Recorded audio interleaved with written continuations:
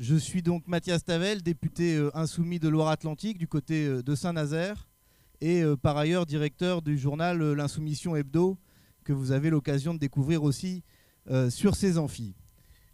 On est là pour parler de la grande démission. En tout cas, c'est comme ça que le phénomène est désormais appelé, alors en anglais the big quit souvent, c'est-à-dire ce phénomène qui voit un nombre de salariés important décider de quitter leur emploi. Et on va avoir l'occasion ce matin de discuter avec nos invités de l'ampleur de ce phénomène, de ses causes et des leçons qu'on peut en tirer. Pour l'illustrer un petit peu, vous avez sans doute entendu parler il y a quelques semaines, avant même qu'il ne soit salarié, de l'appel lancé par des élèves de l'école AgroParisTech qui appelaient à déserter un certain nombre d'entreprises, de secteurs et de manières de produire. Mais déjà en 2019, vous aviez eu à Centrale Nantes un témoignage lors d'une remise de diplôme d'un élève diplômé, ingénieur, qui dénonçait la perte de sens totale des activités qui étaient proposées à ceux qui, comme lui, sortaient après avoir fait de brillantes études et étaient amenés à jouer dans l'appareil de production un rôle de direction ou en tout cas fortement hiérarchique. D'un point de vue plus macroéconomique, au premier trimestre de cette année 2022, on a eu en France plus de 500 000 démissions et c'est le chiffre le plus important depuis plus de 15 ans, qui montre une réalité statistique au moins d'un phénomène social qui n'était pas observé jusqu'ici. Dans d'autres pays, notamment aux États-Unis, on atteint des chiffres qui sont sur des millions de personnes. Les phénomènes ne sont peut-être pas exactement les mêmes, pas de la même nature, évidemment la taille du pays n'a rien à voir, mais ça dit là aussi quelque chose. Et encore, on parle là des démissions, mais vous avez aussi ce phénomène des ruptures conventionnelles qui viennent aussi alimenter cette dynamique-là. Voilà. Vous avez en parallèle le discours sur la pénurie de main-d'œuvre avec un certain nombre d'employeurs de secteurs qui disent ne pas trouver les salariés disposés à travailler aux conditions qui leur sont proposées. Alors, je vais passer la parole à nos invités, je vais vous les présenter dans un instant. Et simplement quelques questions comme ça pour commencer la réflexion. Est-ce que cette grande démission est une réalité? C'est la première question qu'il faut se poser. Ou est-ce que c'est simplement des démissions un peu plus nombreuses que d'habitude mais qui ne disent pas quelque chose de particulier? Est-ce que c'est une réalité dans tous les secteurs de la société, dans toutes les classes populaires, ou est-ce que c'est surtout une réalité pour ceux qui en ont les moyens, pour le dire rapidement? Pourquoi? D'où ça vient? Qu'est-ce que ça nous dit de ces personnes, de leur rapport au travail, de leur travail, des entreprises dans lesquelles ils exercent? Quel message, quelles leçons on peut en tirer?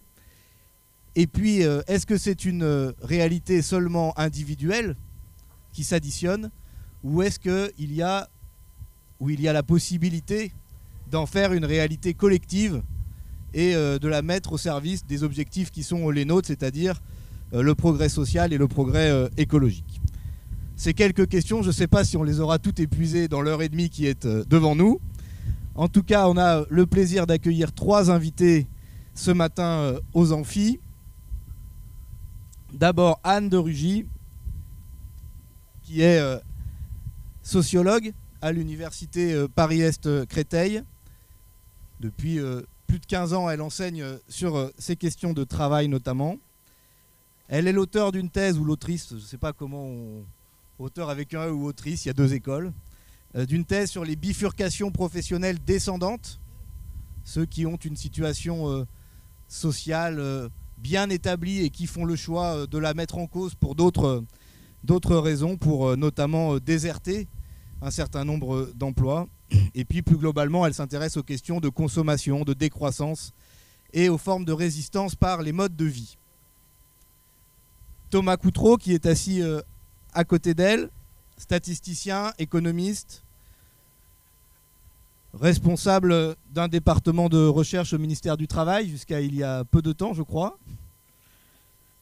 Militant altermondialiste aussi, vous l'avez sans doute croisé avec les économistes atterrés, avec la Fondation Copernic ou avec Attac, dont il a été l'un des coprésidents pendant plusieurs années. Et puis, il est aussi l'auteur de plusieurs ouvrages, dont le dernier, Redonner du sens au travail, va paraître là dans les tout prochains jours aux éditions du Seuil.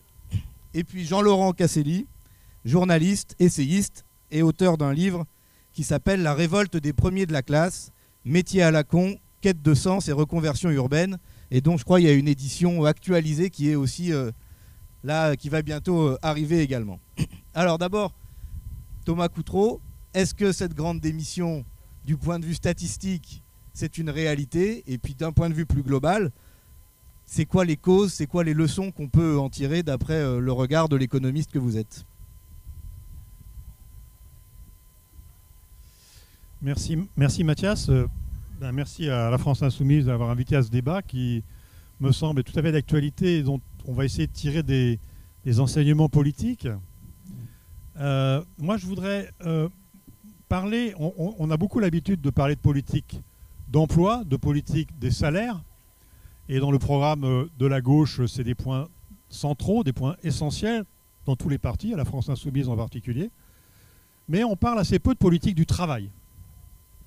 Et je voudrais apporter quelques éléments pour montrer comment la situation actuelle du marché du travail, de l'emploi, est profondément liée à une crise du travail, qui appelle des réponses en termes de politique du travail et pas seulement de politique de l'emploi ou des salaires. Alors oui, la grande démission, effectivement, en France, c'est un phénomène inédit parce que, comme tu l'as dit, 3% des salariés qui démissionnent chaque semestre, c'est tout à fait inédit depuis 2007.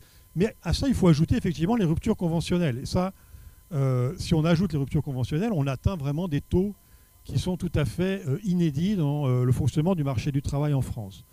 Aux États-Unis, tu as parlé de Big Quit ou Great Resignation, bon, les termes varient, mais on est aussi aux alentours de 3%, un flux de 3% de démissions chaque année.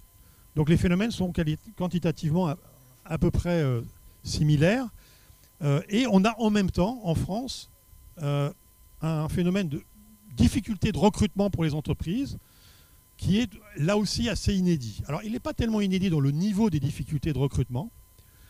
On a à peu près 60 à 70% des entreprises qui se plaignent d'avoir du mal à recruter. C'est déjà arrivé par le passé. Mais ce qui est nouveau, est vraiment nouveau, c'est les raisons pour lesquelles les entreprises ont du mal à recruter. Et là, les travaux de la DARES, plusieurs études, dont une que j'ai menée moi-même, ont montré que de plus en plus, le facteur des conditions de travail est un facteur clé pour expliquer à la fois les difficultés de recrutement et les démissions. Alors je vais entrer un tout petit peu dans le détail sur une des études que j'ai menées, qui a consisté à interroger les patrons en 2019, donc avant la crise sanitaire, et à leur demander d'une part s'ils avaient des difficultés de recrutement, et puis par ailleurs, dans une autre partie du questionnaire, on leur demandait quelles difficultés rencontraient leurs salariés dans leur travail, au cours de leur travail. Et on a pu montrer que les patrons qui avaient le plus de difficultés de recrutement disaient aussi par ailleurs que leurs salariés avaient des horaires imprévisibles ou atypiques, avaient des expositions à des produits chimiques dangereux, et surtout les facteurs qui ressortaient le plus fortement, étaient soumis au travail dans l'urgence, la pression de l'urgence, et un facteur qui nous a particulièrement surpris, c'est les patrons nous disent les travailleurs se plaignent de ne pas pouvoir faire un travail de qualité. Autrement dit, les employeurs eux-mêmes reconnaissent indirectement, par le biais d'une corrélation statistique, que leurs difficultés de recrutement sont associées à des problèmes de conditions de travail et en particulier des problèmes de qualité du travail. Alors ça fait écho à toute une série de discussions qu'on a pu voir dans la presse. Les plus connus, c'est sur les infirmières, les démissions des infirmières, des aides-soignantes ou des médecins hospitaliers qui partent parce qu'ils ne peuvent plus faire un travail correct, mais les enseignants aussi ont une augmentation importante du flux d'émissions des enseignants avec les mêmes motivations. Et donc, déjà avant la crise sanitaire, hein, je répète, c'est des données qui datent d'avant la crise sanitaire, ce phénomène de conditions de travail devenues insupportables. Ce n'est pas que les conditions de travail se soient tellement dégradées, hein. Elles sont restées à peu près stables depuis une quinzaine d'années. C'est qu'elles sont devenues insupportables. Et la crise sanitaire, évidemment, n'a fait que renforcer ces tendances, puisque pendant la crise sanitaire, vous savez que le flux ordinaire du travail et de la vie s'est interrompu à plusieurs reprises avec les confinements, et beaucoup de gens ont eu du temps ou des opportunités pour discuter avec leurs collègues, avec leurs familles, sur est-ce qu'on fait c'est vraiment utile, est-ce que mon métier est vraiment essentiel, est-ce que ça vaut la peine de subir tout ce que je subis pour faire ce que je fais. Et on a eu vraiment une prise de conscience, y compris les employeurs, les patrons le reconnaissent, d'un certain nombre de choses qui sont devenues aujourd'hui beaucoup plus difficiles à tolérer. Pourquoi est-ce qu'il m'est devenu impossible de faire un travail de qualité ? Pourquoi est-ce que je dois subir des changements organisationnels permanents sur lesquels je n'ai pas été consulté ? Pourquoi on me fixe des objectifs qui sont inatteignables ou qui ne reflètent pas du tout ce que serait un travail de qualité de mon point de vue ? Voilà. Et de plus en plus, pourquoi est-ce que mon travail ne contribue pas à protéger l'environnement, voire même, dans un nombre important de cas, contribue à le dégrader ? Ces questions, des millions de salariés maintenant se les posent et ça pèse dans leur décision de rester ou non dans un emploi, de chercher ou non un autre emploi. Alors là encore, les études montrent que ces questions, ce n'est pas des questions réservées aux plus diplômés. Ce n'est pas seulement les ingénieurs d'AgroParisTech ou les polytechniciens ou les centraliens qui se posent ces questions. À tous les niveaux de la hiérarchie sociale, on a pu constater dans nos études que le manque de sens du travail, et en particulier la difficulté à faire un travail de qualité, est un facteur déclencheur des démissions. Et à tous les niveaux de la hiérarchie sociale. Et il suffit de voir ce que je disais tout à l'heure sur les aides-soignantes ou les auxiliaires de vie ou les personnels de nettoyage, les chauffeurs routiers. Dans toute une série de métiers peu qualifiés, on assiste au même phénomène des démissions, des départs dans l'hôtellerie-restauration liés à un manque de qualité du travail ou à des conditions horaires trop difficiles. Le problème des salaires, évidemment, joue. Il ne s'agit pas de dire que la question des salaires n'a aucune importance. C'est une question évidemment essentielle. Mais on a pu observer que ça ne suffisait pas. Enfin, les augmentations de salaire, par exemple, dans le Grenelle, le Ségur de la santé, n'ont pas du tout enrayé le flot de démissions. Autrement dit, il y a un véritable problème de travail. Et si le patronat et le gouvernement veulent à nouveau réformer l'assurance chômage pour obliger les travailleurs à accepter n'importe quel emploi, c'est précisément parce qu'ils ne veulent pas s'attaquer à la question des conditions de travail, à la question de l'organisation du travail. Ils veulent forcer les salariés à accepter le travail tel qu'il est aujourd'hui. Alors, une fois qu'on a dit ça, c'est la deuxième partie de mon intervention, c'est qu'est-ce qu'on peut faire politiquement avec ça ? Comment est-ce qu'on peut construire une politique du travail à partir de ces constats ? Et pour ça, il faut revenir un petit peu s'apesantir un petit peu sur la question du travail. Qu'est-ce que c'est que le travail, en fait ? Et la gauche et le mouvement syndical ont souvent eu du mal à traiter les salaires, l'emploi, on sait traiter. Le travail, c'est plus compliqué. Alors, le travail, c'est une souffrance et une exploitation, bien sûr, mais Marx le disait déjà, c'est aussi une manière, une opportunité, une activité dans laquelle on peut se développer, dans lequel l'être humain engage son intelligence, sa sensibilité, transforme le monde et se transforme lui-même ou elle-même par son activité de travail. Et les sciences du travail nous disent qu'il y a trois facteurs importants dans le travail. D'une part, il n'est pas programmable, il n'est pas prévisible, il n'est pas entièrement prescriptible. Il y a toujours de l'invention dans ce que fait un travailleur. Il y a toujours de la créativité, il y a toujours de la liberté. Ça, c'est ce que nous montre l'ergonomie en particulier. C'est ce que certains, Christophe Dejour, après Marx, appelle le travail vivant. Le travail vivant, c'est ce qui, justement, est de proprement humain dans le travail, ce qui n'est pas réductible aux consignes et à la prescription patronale. La deuxième chose, c'est que si le salarié ou le travailleur n'arrive pas à développer son travail vivant, n'arrive pas à développer sa créativité, son inventivité dans son travail, n'arrive pas à apporter les solutions aux imprévus qui se présentent sans cesse, ça porte atteinte gravement à sa santé. Donc, par contre, si il sort vainqueur de la confrontation avec les difficultés du travail, avec ce qu'on appelle la résistance du réel, si le salarié ou la salariée arrive à faire un bon travail selon ces critères, là c'est puissamment constructeur de santé et de santé psychique en particulier. Donc derrière la question du travail, en particulier du travail bien fait, il y a des enjeux de santé publique qui sont absolument majeurs. Et ça, toute une série d'études maintenant l'ont solidement établi. Et dernier point qui est politiquement le plus délicat, c'est que cette histoire du travail vivant, de la créativité, de l'inventivité des salariés, d'un certain point de vue, ça leur donne du pouvoir, puisque ça, le patron, il ne peut pas commander ça. Donc c'est une zone de pouvoir que possèdent tous les travailleurs, individuellement et collectivement, dans leur activité.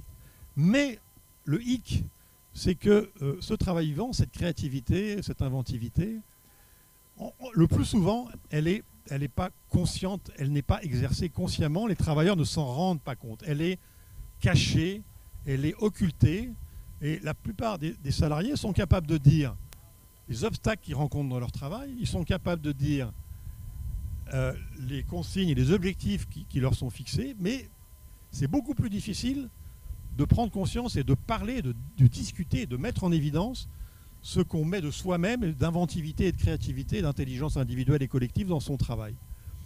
Alors pour des tas de raisons sur lesquelles je ne vais pas avoir le temps de développer, mais le pouvoir que les salariés détiennent sur leur travail et donc sur leur vie, il est enfoui. Et pour le faire émerger, pour en faire une force politique, il faut une démarche consciente, une démarche de formation, une démarche d'enquête.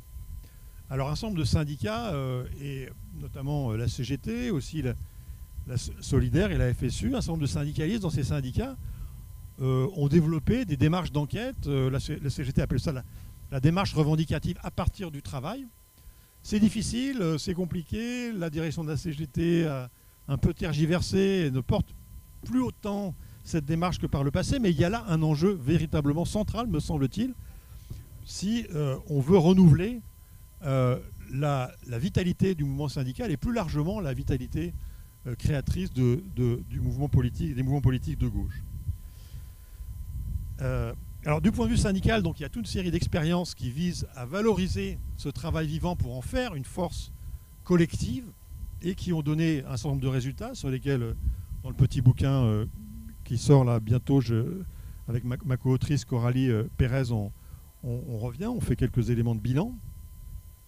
Et je voudrais conclure sur ce que ça veut dire, alors du point de vue politique, puisque là nous sommes dans une université d'été politique.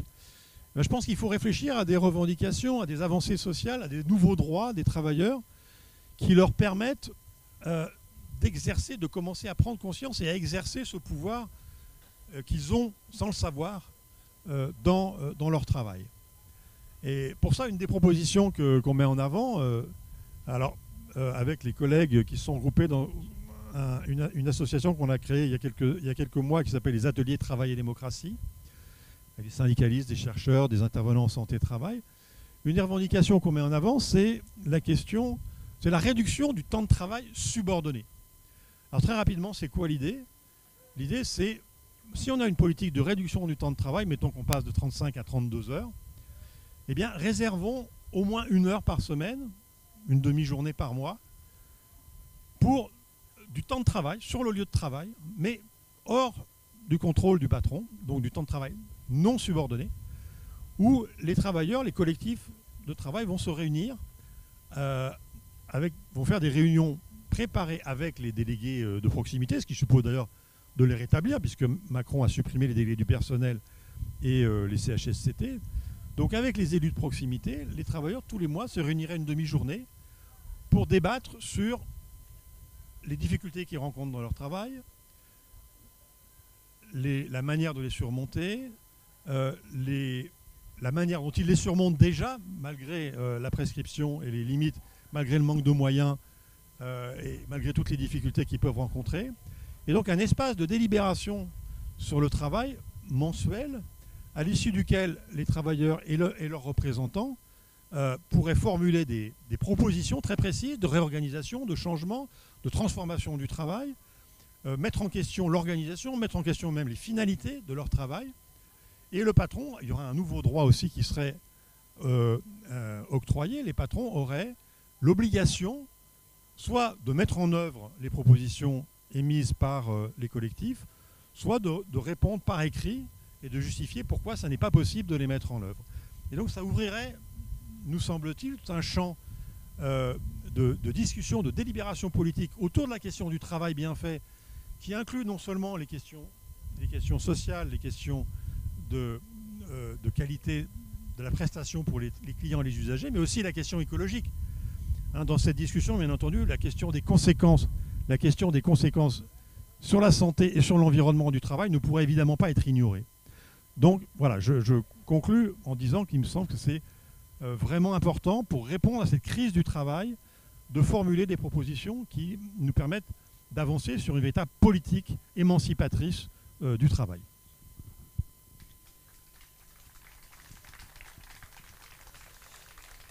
Merci Thomas Coutreau. Alors c'est presque une transition toute trouvée avec vous, Anne de Rugy, sur notamment là on est déjà dans les réflexions pour ceux qui restent, mais il y a ceux qui se sont en quelque sorte échappés d'un travail qu'ils considéraient comme ne répondant pas à leurs aspirations, voire étant dangereux pour eux-mêmes, et y compris parfois en quittant un poste de cadre supérieur, de trader ou que ne sais-je, pour aller vers ce que vous avez appelé des reconversions descendantes, au moins dans la rémunération, on va le dire comme ça, puisque après, chacun peut aussi juger de l'échelle, et ce sont parfois des reconversions ascendantes, au moins du point de vue moral, philosophique et écologique. N'est-ce pas ? Oui, merci à la France Insoumise de m'avoir invité et de pouvoir discuter de mes sujets de recherche. C'est toujours un plaisir. Effectivement, c'est ce sur quoi j'ai cherché vraiment dans la continuation de ce que vient de dire Thomas. C'est-à-dire que je me suis intéressée aux reconversions, aux bifurcations, c'est le terme qui a été utilisé par les ingénieurs de l'AgroParisTech, les jeunes diplômés qui appelaient à bifurquer, donc à sortir du système dominant, du système économique, à sortir, disons, d'emplois privilégiés, notamment par le salaire. Donc ce qui m'a intéressé, j'étais partie au départ plutôt sur l'étude de la consommation. Ce qui m'a intéressé, c'est comment on peut vouloir baisser sa consommation, et là, en lien avec le travail. Alors, la première question qu'a posée Mathias, je vais commencer par celle-là, parce que c'est celle à laquelle je ne sais pas trop répondre. C'est quelle ampleur ça a. Donc, est-ce qu'il y a beaucoup... voilà, il y a une forte visibilité médiatique de ces cadres. Voilà, tous les journaux, vivre avec 800 € par mois, après avoir été trader, des reconversions écologiques. Donc, il y a une forte visibilité médiatique, ça fait écho, on le voit avec il y a toujours eu des ingénieurs de l'AgroParisTech qui partaient, qui n'étaient pas ingénieurs chez Danone, mais là il y a une forte visibilité. Mais est-ce que cette visibilité, elle correspond à quelque chose statistiquement? Alors c'est vraiment difficile à mesurer, dans le sens où si on prend les changements professionnels, là, on va être sur pas mal de changements professionnels. De mémoire, il me semble que, là je parle sous contrôle de la DARES, c'est 20 à 25% dans les 5 ans. Et c'est plutôt des changements professionnels chez les employés, chez les ouvriers, donc plutôt contraints ou en tout cas qui ne sont pas auto-dénommés reconversion. Et là, les cadres sont les plus stables. C'est les cadres qui restent cadres, donc qui ne changent pas. Après, si on regarde vraiment la dénomination reconversion, donc qui va dire j'ai fait une reconversion, là effectivement c'est plus les cadres et c'est nettement moins. Et maintenant les reconversions avec baisse de revenus, là ça reste quand même minoritaire. C'est-à-dire que HEC est quand même désiré pour ce que ça apporte, c'est-à-dire des hauts salaires et des postes dans les grandes entreprises. Mais il y a un mouvement. Et c'est ce mouvement qui m'a intéressée pour se demander est-ce que c'est une résistance en fait? Est-ce que c'est une forme de résistance des cadres Est-ce que c'est ce qu'on peut appeler une résistance interstitielle, c'est-à-dire dans les interstices de la société, quelque chose qui se passe et quelles pourraient être ses conséquences, est-ce que c'est critique, quoi, en quelque sorte. Donc voilà la question. Alors après, moi, je me suis plutôt intéressée à des trajectoires. Et ces trajectoires, j'ai pris comme condition d'avoir changé d'emploi, de profession ou de statut, par exemple être passé de salarié à indépendant, et avoir baissé son revenu. Alors au départ, j'ai pris une condition assez faible, c'est-à-dire avoir baissé son revenu de 25%, parce que j'avais l'idée qu'ainsi on pouvait inclure des catégories qui ne sont pas très rémunérées et qui peuvent aussi être concernées. De facto, si on prend les cadres qui ont fait des reconversions, on est sur, vu les salaires des cadres dans le privé, que j'ai un peu découvert, on est sur des divisions par 17 pour le trader qui me montre sa fiche de paye de prof ensuite, ou par 4, 5, 6, 2, enfin des baisses de salaire vraiment, ou de revenus vraiment très, très importantes. Mais du coup, j'ai regardé les trajectoires, donc ça ne dit pas s'il y en a beaucoup ou pas. Ça reste un peu une question, je pense que c'est à venir dans les statistiques, hein, probablement. Puis la dernière condition aussi que j'ai posée, c'est que ce soit vécu comme choisi. Alors ça ne veut pas dire que ce n'est pas déterminé socialement, mais c'est vécu comme choisi. La personne dit, bah oui, je l'ai voulu, quoi. Donc voilà le cadre. Ensuite, la deuxième question qui se pose, c'est quel type de carrière, c'est quel type de gens. Alors je laisserai peut-être Jean-Laurent en parler davantage, mais c'est clair que le mouvement de Big Quit, enfin Big je sais pas, mais Quit en tout cas, c'est la grande entreprise privée. C'est-à-dire des cadres, des hauts cadres ou des cadres intermédiaires, un peu tout, de la finance, là évidemment avec des hauts salaires, de l'immobilier, et puis aussi des cadres de la fonction publique. Et puis bon, après il y a d'autres professions pour en parler, mais c'est vrai que le mouvement de baisse, c'est plus chez les cadres. Et grosso modo, quitter l'entreprise publique, quitter les entreprises privées, pourquoi ? Pour trouver des emplois qui sont soit des emplois en lien avec ce qu'on pourrait appeler la transition écologique, c'est-à-dire alors là tout ce qui est agriculture, élevage, permaculture, ou les produits issus de l'agriculture biologique, ou le jardinage, ou en lien avec la nature, soit des emplois qui sont des emplois plutôt liés aux arts, à l'artisanat d'art, donc qui ont une dimension culturelle ou artistique, soit des emplois liés à ce qu'on pourrait du lien social, des emplois du care. Donc là-dedans, je mets les néo-profs, anciens traders, ou les psychologues, psychothérapeutes, naturopathes, tout ce qui va être dans le soin apporté aux autres. Et puis, il y a aussi tous les emplois du commerce, de la restauration, dont on voit une certaine visibilité dans certains quartiers urbains ou aussi dans certaines zones rurales. Et le schéma général, c'est une insatisfaction par rapport à la réussite. C'est-à-dire une réussite socialement, socialement selon les conventions sociales, avec des hauts salaires, et une déception par rapport à la nature du travail, par rapport aux conditions de travail, par rapport au sens du travail. Donc tout ça, on pourra y revenir, mais ça recoupe, je pense, que ce qu'a dit Thomas et ce que dira Jean-Laurent. Et l'idée, l'antienne qui revient sans arrêt, c'est un emploi qui a du sens. Donc c'est vraiment ça, là, quelque chose qui interpelle, c'est une crise de sens. Alors ça va être souvent sous forme de valeurs plutôt que politiquement, c'est-à-dire je cherche à être aligné avec mes valeurs, je veux sortir d'une dissonance de valeurs. Et la dissonance de valeurs, la contradiction avec ses propres valeurs, c'est soit des valeurs de justice sociale, donc se trouver en fait à construire des logiciels dont on sait qu'ensuite ils vont conduire à des licenciements, soit le fait de voir que c'est l'argent roi, donc c'est pas tellement par exemple le terme de profit qui va revenir, mais plutôt celui d'argent, la non prise en compte de l'humain, donc des thèmes qui sont quand même aussi politisés, ou alors des questions écologiques. Et en général, il y a un déclic, et ce déclic, soit il est familial, par exemple avoir un enfant, faire une rencontre conjugale, ou au contraire se séparer, ou un deuil qui fait voir sa vie différemment, ou une rupture professionnelle changement d'emploi ou quelque chose, des conditions de travail qui sont dégradées, ou le burn-out, donc des questions de santé qui arrivent aussi, un burn-out très fréquent, et donc la sortie de l'entreprise est une issue, soit aussi des ruptures comme les voyages de longue durée qui vont créer un décalage par rapport à un mode de vie quotidien. Donc voilà à peu près le cadre. Alors, la troisième question que j'ai envie de poser, c'est est-ce que c'est critique? Qu'est-ce que ça... Parce que ça interpelle un peu, qu'est-ce que ça critique finalement?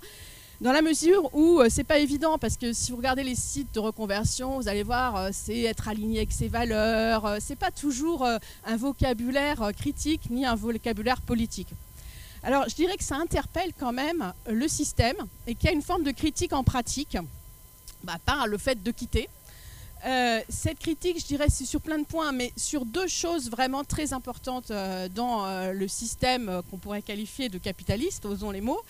La première chose, c'est la question de l'utilité du travail et de sa reconnaissance sociale. C'est une question essentielle, on l'a vu pendant le confinement, où on a vu que des emplois essentiels qui, s'ils étaient supprimés, entraînaient une désorganisation sociale majeure, étaient finalement déconsidérés et les moins rémunérés. Évidemment, on le savait, mais là, il y a eu une visibilité, une interpellation. Et là, c'est en quelque sorte une interpellation dans l'autre sens, qui est de dire, en fait, je gagne plein d'argent, mais qu'est-ce que je fais? Je ne sais pas ce que je fais, je ne sais pas en quoi je suis utile, je ne vois pas le produit de mon travail. Et donc, il y a une dissonance entre l'évaluation économique du travail, particulièrement par la rémunération. Dans les modèles économiques, c'est la productivité du travail. Donc, c'est quelque chose c'est comme ça que le travail est reconnu socialement, enfin, qu'on reconnaît son utilité, qu'on sait que quelqu'un d'autre a besoin de notre travail. Et donc, une dissonance entre cette reconnaissance économique et puis la perception subjective qu'on a de l'utilité, avec l'idée que là, ça ne colle pas. La deuxième critique, c'est ce qu'a dit Thomas, donc je vais être rapide, mais c'est sur le sens travail-consommation. C'est-à-dire le fait que le travail est considéré comme un moyen. C'est un moyen pour pouvoir gagner de l'argent et pour consommer. C'est la définition économique du travail. Donc c'est une peine. Et là, il y a une interrogation sur les fins en se disant, mais est-ce que le travail ne peut pas être une fin en soi ? Est-ce que ce n'est pas une utopie aussi de trouver du travail libre en quelque sorte,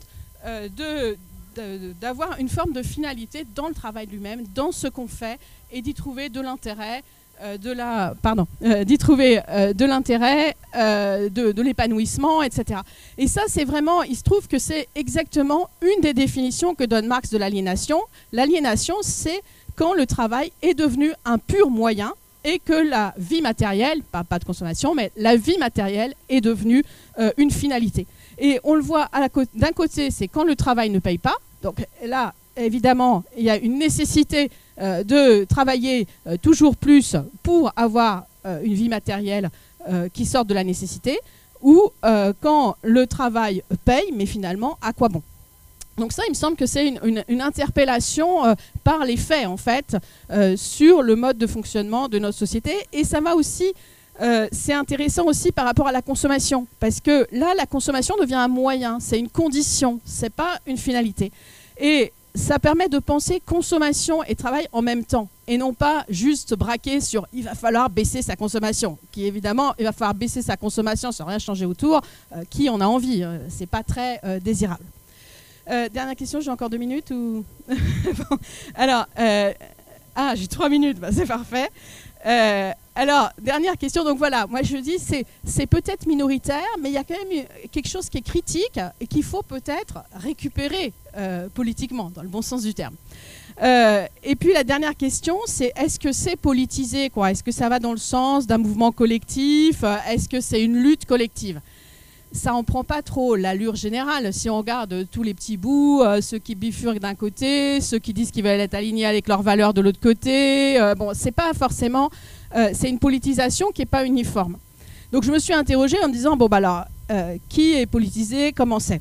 Alors j'ai posé 3 critères sur qu'est-ce que ça veut dire être politisé, ce qui a priori intéresse des militants.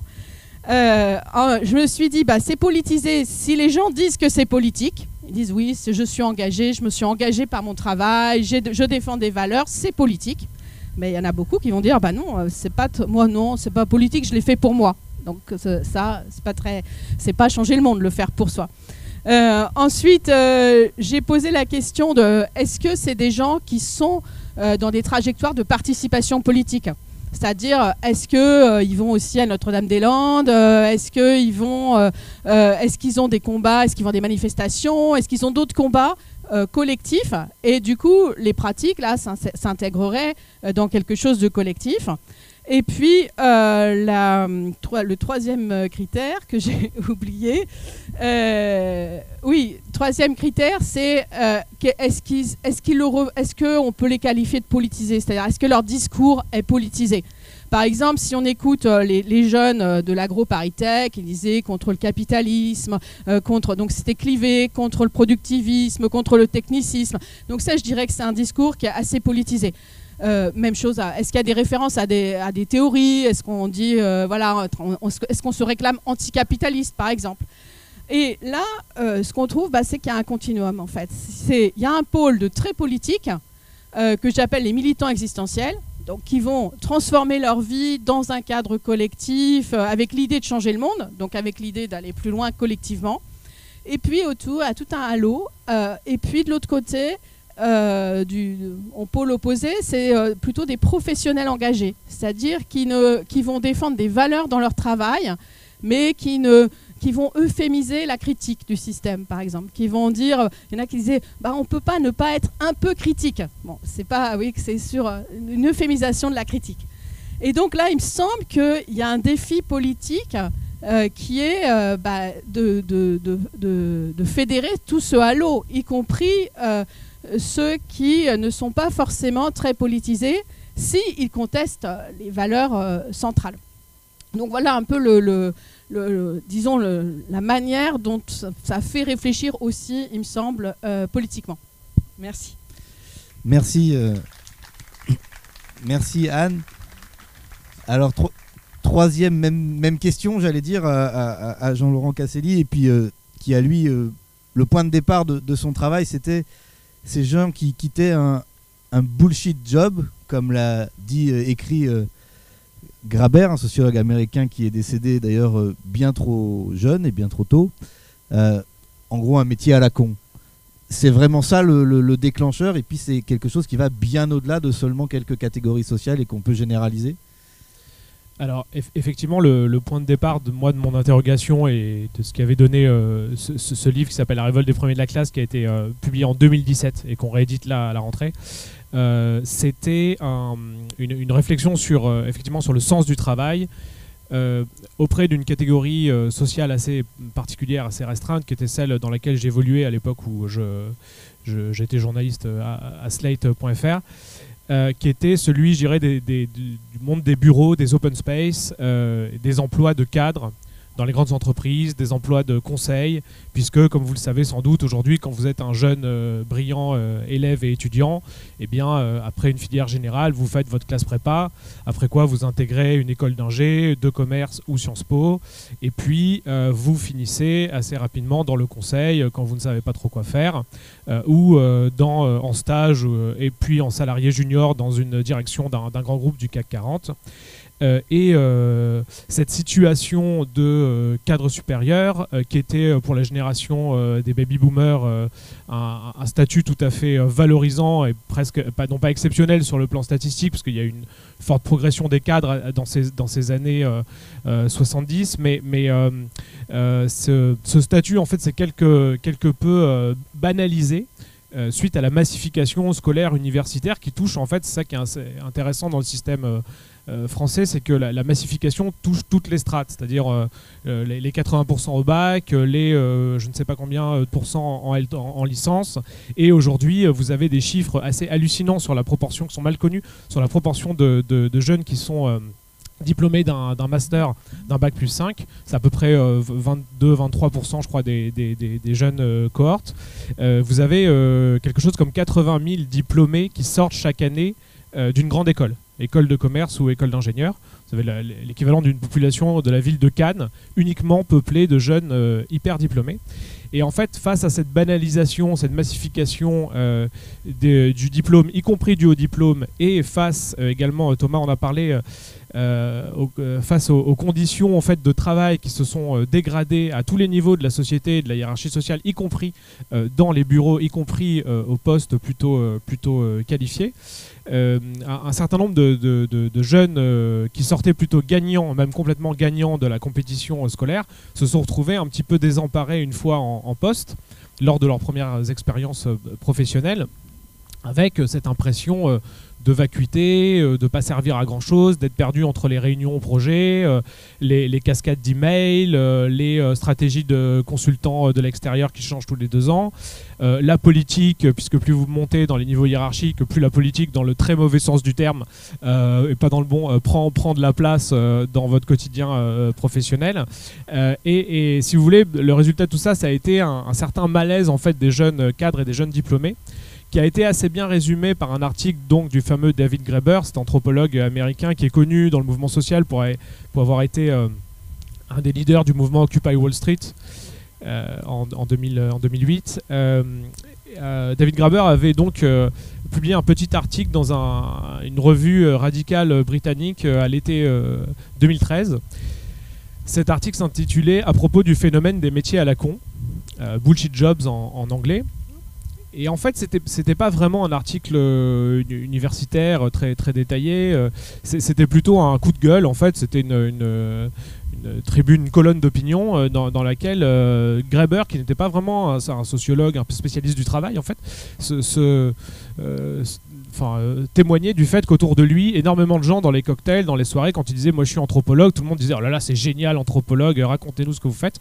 Et quand il proposait aux gens qui lui avaient posé la question de leur rendre l'appareil, de les interroger sur leur travail, les gens leur disaient après 2-3 verres « oh, moi je suis chargé de marketing digital dans l'agroalimentaire, en gros c'est pas très intéressant, j'ai un titre très ronflant, mais où je suis consultant en conduite du changement, en organisation, ça a l'air très bien, je suis bien payé, mais en vrai je fais pas grand chose, je sers pas à grand chose dans la société ».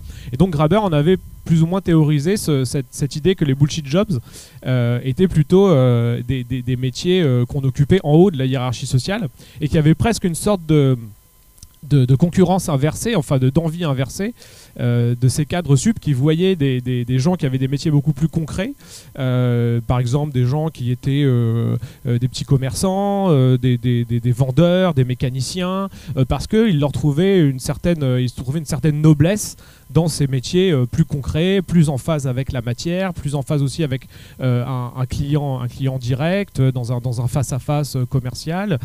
Pourquoi ? Parce que un grand nombre de ces jeunes diplômés étaient plutôt enserrés dans ces métiers de la globalisation, qui étaient des métiers qu'on pratique, je l'ai dit, en open space, qui sont des métiers dans lesquels on est face principalement à un petit ordinateur portable avec une connexion Wi-Fi. C'est la population qu'on a découverte pendant le Covid, c'est celle des télétravailleurs, des cadres qui étaient dans leur résidence secondaire ou dans une location Airbnb et qui continuaient leurs réunions en visioconférence sur Zoom, au point que les Américains ont surnommé les villes dans lesquelles les cadres s'étaient réfugiés pendant les confinements les Zoom Towns, les villes Zoom, puisqu'ils s'étaient rendus compte qu'après les week-ends, les cadres restaient le lundi et le mardi, continuaient à consommer dans ces petites villes qui étaient plutôt des lieux de résidence secondaire. Pourquoi ? Parce qu'ils avaient pris le pli, ils commençaient à organiser une partie de leur semaine en distanciel, comme on dit maintenant dans le monde des entreprises. Donc voilà pour cette notion des bullshit jobs, qui était plutôt une critique du travail qui portait sur la vacuité ou l'inutilité des tâches. Le bullshit job typique, c'est, je vous l'ai dit, je suis dans le digital, je suis dans le conseil, j'ai fait plein d'études, mais en fait je ne sers à rien. Et donc la critique sociale était présente, mais je dirais que la critique écologique, qui aujourd'hui devient majoritaire et qu'on a vu exploser dans la fameuse vidéo des jeunes diplômés d'AgroParisTech, que vous avez probablement toutes et tous vu. La critique des emplois nuisibles en fait sur le plan de l'écologie était assez absente des bullshit jobs. C'est pour ça que dans la réédition que j'ai écrite là, c'est pendant l'été, j'ai insisté là-dessus, sur ce déplacement.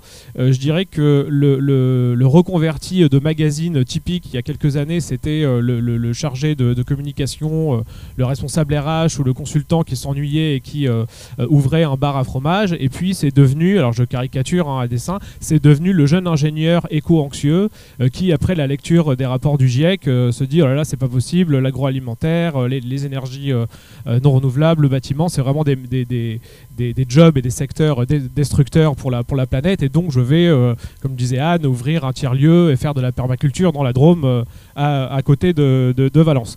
Alors là, je parle évidemment du récit enchanté et enchanteur que nous, les médias, nous servons en fait quand on parle des reconversions. Mais cette réalité, je trouve qu'elle est intéressante parce qu'elle est statistiquement évidemment très minoritaire, déjà parce qu'on parle de cadres supérieurs et de diplômés qui, même si j'ai dit que les diplômes s'étaient massifiés, reste quand même une population relativement privilégiée. Et puis, au sein de cette population, ceux qui opèrent ces reconversions radicales sont la minorité dans la minorité.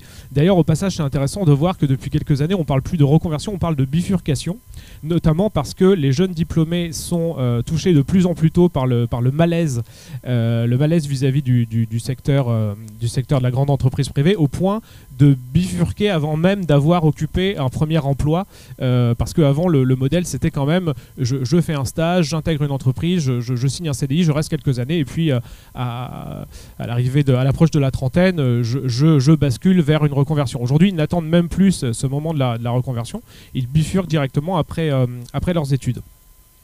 Voilà pour la question des bullshit jobs. Pour répondre quand même à la question qui est posée, qui est celle de la grande démission, de qui elle concerne et de quelles sont les explications et les interprétations qu'on peut en faire.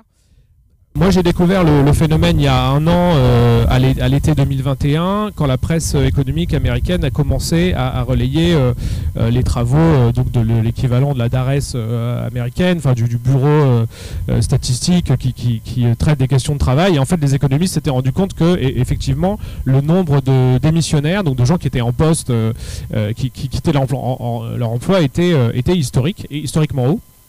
On a appelé ça donc le Big Quit, la grande démission, et je voudrais insister sur l'aspect culturel, puisque c'est en partie sur TikTok, le réseau social des moins de 25 ans, on va dire, que le Big Quit s'est manifesté dans les médias, puisque sur ce réseau social, de très nombreux jeunes utilisateurs se filmaient, mettaient en scène leur démission. Alors vous vous rappelez peut-être de la publicité pour le loto Au revoir président, dans laquelle un salarié venait annoncer avec un petit caméscope à moitié ivre à son patron qu'il se barrait sans demander son reste. Il y a eu une sorte de mise en scène de la grande démission chez ces jeunes salariés américains qui expliquaient notamment les problèmes psychologiques qu'ils avaient, la difficulté qu'ils avaient à supporter des managers toxiques.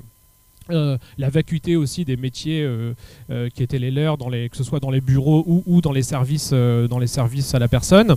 Et en fait, il y a eu une sorte de grande mise en scène de cette grande démission, au point que, puisque sur les réseaux sociaux, une tendance en appelle une autre, après le Big Quit est arrivé le phénomène plus récent du quiet quitting, que j'ai découvert hier en faisant des recherches sur le phénomène. Le quiet quitting étant une formule qui évoque le fait de ne pas démissionner, mais de se mettre quelque part en retrait de son job, de faire le minimum et de quelque part se consacrer à sa vie, à ses loisirs, à sa famille, à la vie hors travail. C'est une sorte de limitation du rendement, de la productivité par le salarié. Mais en tout cas, pour revenir au Big Quit, moi ce qui m'avait vraiment frappé, c'était une analyse du magazine The Atlantic qui expliquait que derrière cette idée de la grande démission, il y avait le Covid, évidemment, il y avait le fait que, comme Thomas l'a dit, des salariés qui n'en avaient pas l'opportunité ont eu la possibilité de rester chez eux, de vivre selon un autre rythme, d'envisager une autre manière d'aborder leur travail. Et ça a touché particulièrement, selon cet article, les salariés, par exemple, des compagnies aériennes, de la restauration ou encore des parcs d'attractions. Pourquoi ? Parce que toutes ces populations avaient en commun d'être face à la clientèle. Et en fait, se recevaient toute la charge mentale post-Covid et post-confinement de gens qui voulaient à nouveau consommer, à nouveau sortir et profiter de la vie. Et en fait, la charge émotionnelle était telle, il y avait tellement de conflits avec les usagers, avec la clientèle, que beaucoup de ces gens qui étaient quelque part en première ligne, non pas première ligne sanitaire, mais première ligne, je dirais, servicielle, ce qu'on a appelé aussi en France les travailleurs essentiels, les premiers de corvée, tous ces gens-là, en fait, ont assuré ont assuré leur job pendant la crise, mais quand on en est sorti, ils ont dit en gros stop. Et c'est le cas en France avec les serveurs de restaurants. On sait à quel point il y a eu des difficultés de recrutement dans ce secteur pendant l'été. C'est le cas des aides-soignantes d'EHPAD. On sait à quel point la question des EHPAD est sur le devant de la scène en ce moment en raison des conditions de travail. Et donc vous avez toute une classe de travailleurs qui ne sont pas mes jeunes cadres surdiplômés qui travaillent à la défense, mais qui sont plutôt les travailleurs essentiels, les travailleurs du quotidien, les travailleurs invisibles, qui eux-mêmes se posent la question de leur utilité et cherchent quelque part des voies de sortie. Peut-être que je vais terminer rapidement, j'ai encore quelques minutes, sur l'autre question qui a été posée, qui est celle de la dimension plutôt individualiste ou au contraire collective, voire politique de ces démissions. Moi, j'ai vraiment l'impression que depuis quelques années, en raison ça a été dit, des conditions d'emploi qui sont de plus en plus difficiles, et ce à tous les niveaux de la hiérarchie sociale, on assiste plutôt à une sorte de sauve qui peut généraliser. C'est-à-dire que tous ceux qui peuvent financièrement, culturellement, parce qu'ils ont les ressources cognitives, les diplômes, qu'ils peuvent aussi, grâce aux ruptures conventionnelles qui sont en France un grand pourvoyeur, les allocations chômage sont un grand pourvoyeur d'aide à la reconversion des cadres sup, pour prendre le temps en fait de tester leur projet, que ce soit un projet de petit commerce, que ce soit un boulot lié au bien-être. Moi, la crainte que j'ai, c'est que finalement, dans ce sauve qui peut, tous ceux qui peuvent se le permettre sortent, se débranchent de la matrice, et que tous ceux qui restent coincés dedans, en gros, se débrouillent. Et c'est vrai que ça a été dit, la question que vous pourriez vous poser, c'est pas seulement celle des jeunes agro-paritech qui vont déserter, tant mieux pour eux, pensons peut-être aux 93,7% qui ne vont pas déserter et qui vont plutôt être confrontés à leur management, à des grandes entreprises. Et en fait, je pense que là, il y a un jeu qui va se mettre en place entre quelque part les radicaux et les réformistes. C'est-à-dire que vous avez des gens de l'extérieur qui, assez bruyamment d'ailleurs, et avec le soutien des médias, mettent en scène des reconversions, des démissions très radicales, très spectaculaires, qui ont leur rôle, qui ont leur fonction quelque part parce qu'elles frappent les esprits. Et vous avez à l'intérieur des gens qui vont rester, et ça sera la majorité, je pense, à moyen terme en tout cas. Et la question, c'est comment est-ce qu'on peut aider ces gens-là, et est-ce que le discours radical de l'extérieur va permettre aussi à ce que une forme d'amélioration ait lieu sur les conditions de travail et la relation qu'ont au travail la majorité de nos concitoyens qui, encore une fois, ne deviendront pas coach, prof de yoga ou microbrasseur. Voilà. Même si moi, c'est les sujets sur lesquels je travaille, mais je me fais un peu ma propre autocritique en amont pour essayer de remettre un peu de contexte et de profondeur dans ce débat. Voilà.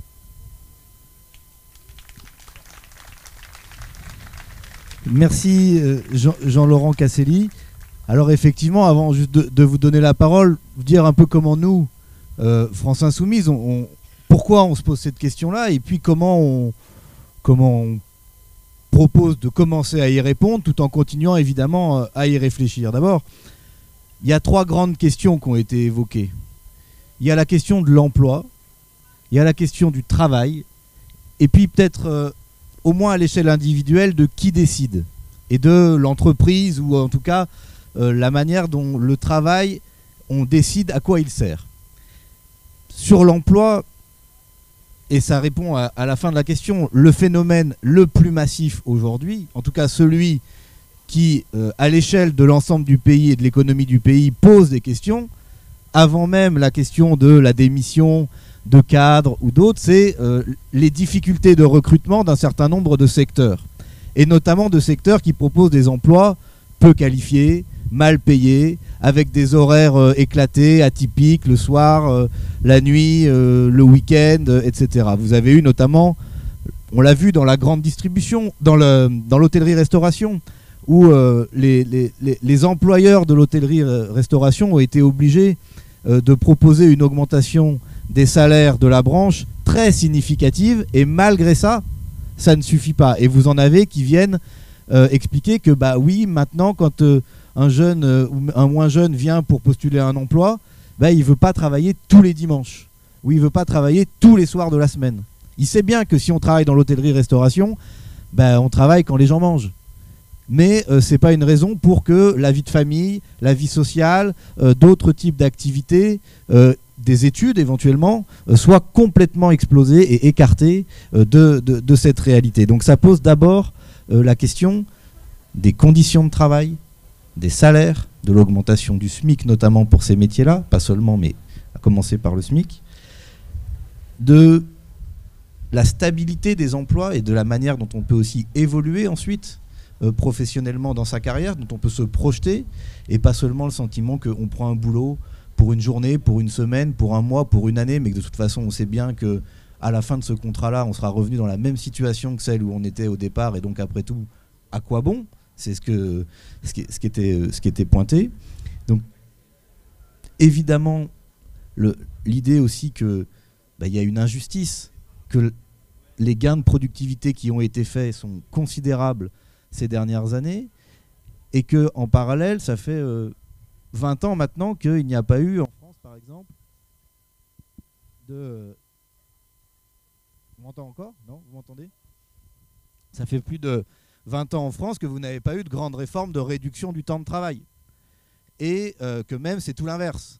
C'est travailler plus pour gagner plus. C'est la réforme de l'assurance chômage qui a été faite par Macron pour obliger les gens à reprendre n'importe quel boulot. Et ça va encore être pire là, si ils réussissent à faire passer ce qu'ils préparent. C'est la discussion sur l'âge de la retraite, où quand vous vous dites ce sera même pas 60, ce sera même pas 62, ce sera 65, et à 65, comme on n'aura pas tous ces trimestres, ce sera 67, etc. etc. Il y a un moment où vous dites c'est sans fin, donc je vais faire autre chose. Ça ne sert à rien d'espérer quelque chose de ce système-là. Ce n'est pas comme ça que même du point de vue de l'emploi ou du point de vue matériel, j'arriverai à obtenir ce que je souhaite. Je balaye assez vite pour vous laisser le temps d'échanger, mais on a toutes ces questions-là qui sont posées. Vous avez aussi le raisonnement qui est perdre sa vie à la gagner, ça suffit.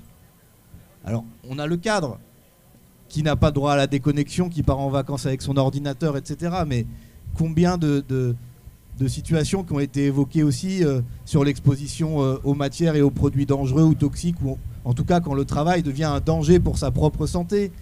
Vous avez l'épidémie de burn-out, dont la reconnaissance comme une maladie professionnelle qui a été proposée par la France Insoumise et notamment par François Ruffin dans la mandature précédente n'est toujours pas aujourd'hui la loi.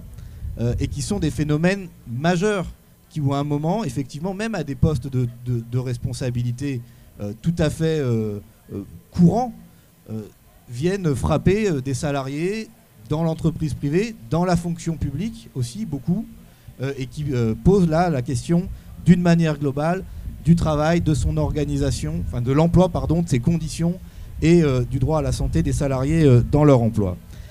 Après, il y a ce qui touche au travail, à son contenu. Combien de fois, moi, dans la campagne, par exemple, j'ai entendu des infirmiers, des psychologues, des enseignants me dire « je n'ai pas fait ce métier pour ça. Je ne suis pas... Là, je maltraite les élèves, je maltraite les malades, je maltraite les patients, je maltraite les personnes âgées et je ne veux pas faire ça. J'aime mon métier, mais je veux pouvoir le faire correctement. » Et là, on est déjà sur une autre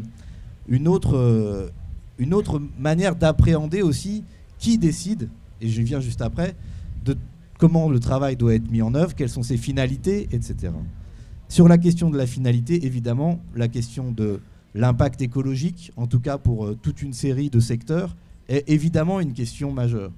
Et moi, je viens y compris d'une circonscription du côté de Saint-Nazaire qui a beaucoup d'industries, y compris des industries extrêmement polluantes. Et quand vous discutez avec les salariés d'une raffinerie, d'une usine d'engrais, d'une centrale au charbon, ils ne vous disent pas « youpi, je veux garder ce boulot et continuer à envoyer du CO2 ou je ne sais quoi dans l'atmosphère ». Ils vous disent « nous, on sait qu'on a besoin d'énergie, on sait en produire, on veut garder notre boulot, on ne veut pas demain aller pointer à Pôle emploi. Mais par contre, on est tout à fait d'accord pour faire autrement et pour faire des choses qui, du point de vue écologique, sont beaucoup plus respectueuses de l'environnement, beaucoup plus utiles à la société que ce qu'on fait là. Par contre, on ne veut pas être la variable d'ajustement d'un système où ceux qui peuvent vont faire autre chose et nous, on reste là avec ou pointer au chômage parce qu'on aura décidé de sortir de ces industries sans aucun dispositif de reconversion, d'accompagnement, etc. Ou alors continuer à faire ce travail-là parce qu'on en aura besoin et être soumis à une sorte de vindicte ou en tout cas de critique médiatique, sociale, parce que c'est pas des activités dont la société est très fière. Ça, c'est le contenu et la finalité du travail, qui pose des questions et qu'on pourrait résumer. En gros, déserter de chez McKinsey, mais s'il vous plaît, restez à l'hôpital. Il faut que ça aille mieux, mais n'en partez pas, parce que sinon, on va vraiment pas y arriver. Et en même temps, quand c'est sa santé personnelle, sa vie personnelle qui est en cause, évidemment que le choix du salarié, il se respecte totalement. Mais collectivement, c'est pas la même question que McKinsey ait du mal à trouver des jeunes consultants ou que l'hôpital public ait du mal à trouver des aides-soignants, des infirmiers ou des médecins. C'est aussi là, politiquement peut-être, la priorité sur les pénuries de recrutement, elle ne se pose pas de la même façon. Puis dernière question qui est liée à tout ça, et après j'arrête là, c'est qui décide ? Qui décide des buts du service public ? Qui décide de la manière dont le service public est dirigé, managé, avec le New Public Management qui maintenant partout est répandu et rend extrêmement douloureux parfois le travail de gens qui pourtant sont dévoués au service public et au service des usagers. Qui décide évidemment dans les entreprises. Il y a la question et la proposition que fait Thomas Coutreau de libérer une partie du temps de travail du lien de subordination. Plus globalement et plus fondamentalement, il y a la question qu'on porte et qu'on pose aussi de qui détient l'entreprise et qui en fixe donc les buts, la finalité, l'organisation, avec tout le discours qu'on porte sur le droit de préemption, la possibilité de développer les sociétés coopératives dans lesquelles le salarié n'est pas seulement un salarié, mais aussi celui qui participe à la direction de l'entreprise et qui donc peut l'orienter dans un sens où après il se sent tout simplement plus heureux et plus épanoui, en tout cas, d'être là où il est.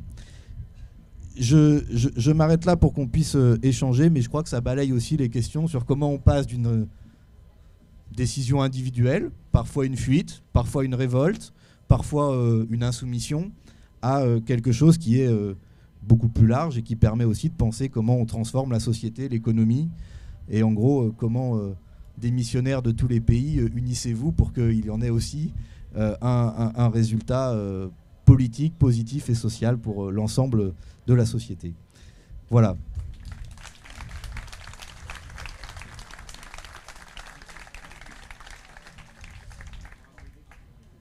On a une vingtaine de minutes devant nous.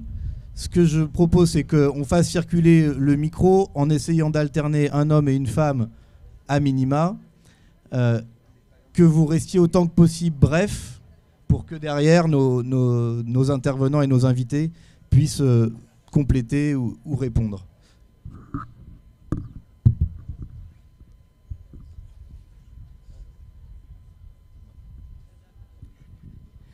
Bonjour, moi je suis Cathy des Hautes-Pyrénées. Je vous remercie beaucoup pour ces interventions. Je voudrais juste me demander si finalement le phénomène n'est pas aussi encore plus ample que ce qu'on pense, parce que je pense notamment à toutes ces personnes qui ont la vocation au niveau de l'éducation et de la santé et dans le système de santé notamment actuel à l'hôpital. Il y a plein de gens qui sont au bout et qui tiennent parce qu'ils pensent aux autres par vocation, par sens du dévouement. Et voilà, j'ai une pensée particulière pour tous ces gens-là parce que eux, ils se sentent même pas capables de démissionner et souvent, c'est le burn-out qui le fait pour eux, quoi.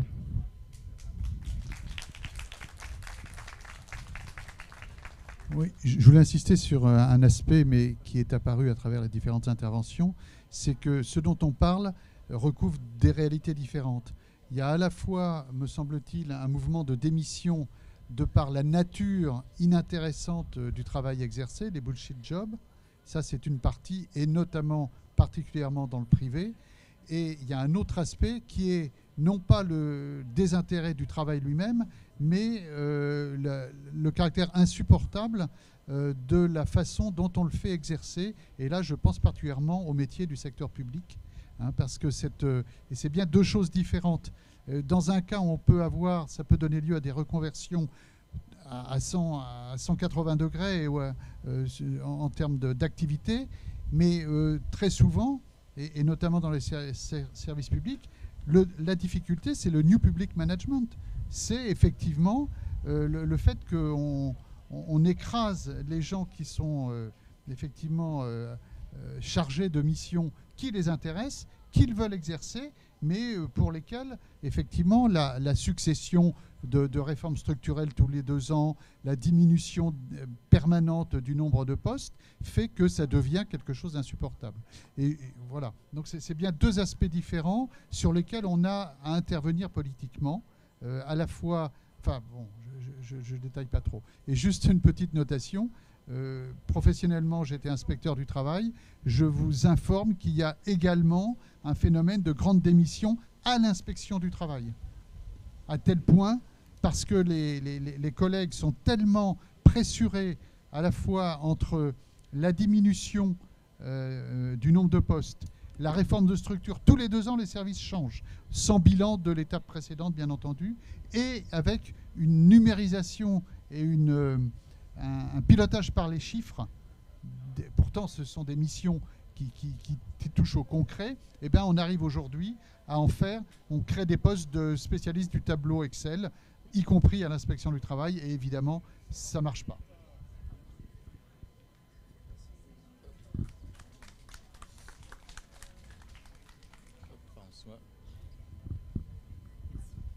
Une question pour Thomas Coutreau par rapport à l'heure de travail non subordonnée. Ne serait-ce pas l'obligation de l'employeur en plus, l'heure syndicale qui nous avait été octroyée ou l'heure qui nous avait été donnée par les lois Auroux, dont les salariés ne se sont jamais employés? Donc comment faire pour les intéresser, pour qu'ils participent à ce genre d'heures?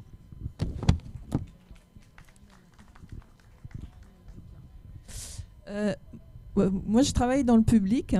Et en fait, bon, vous savez, dans le public, il y a 3 catégories A, B, C qui correspondent plus ou moins à des niveaux de qualification. Et on a beaucoup dégraissé, effectivement, ce que disait le monsieur précédemment, notamment les catégories C, puis les catégories B. Et du coup, tout le boulot se retombe sur les catégories A, qui est là, effectivement, on voit une perte de sens, un stress énorme sur ces catégories-là. Et bon, c'est le revers de la médaille. Et du coup, le fait de dégraisser des catégories qui étaient moins qualifiées, est-ce que finalement, ça n'a pas un impact sur les niveaux qui sont au-dessus? Bonjour, moi aussi j'ai une question. Vous avez tous évoqué des gens qui quittent leur travail mais pour bifurquer vers une autre activité, et je voulais savoir si la tendance de gens qui quittent leur travail pour ne pas retrouver une autre activité salariée ou une autre activité même lucrative économiquement, c'était quelque chose qui existait réellement ou qui était juste... Enfin, je veux dire, est-ce que ça représente vraiment une statistique importante des gens qui rentrent dans des logiques de don contre don, qui rentrent dans des logiques extérieures carrément au système même du travail? Merci.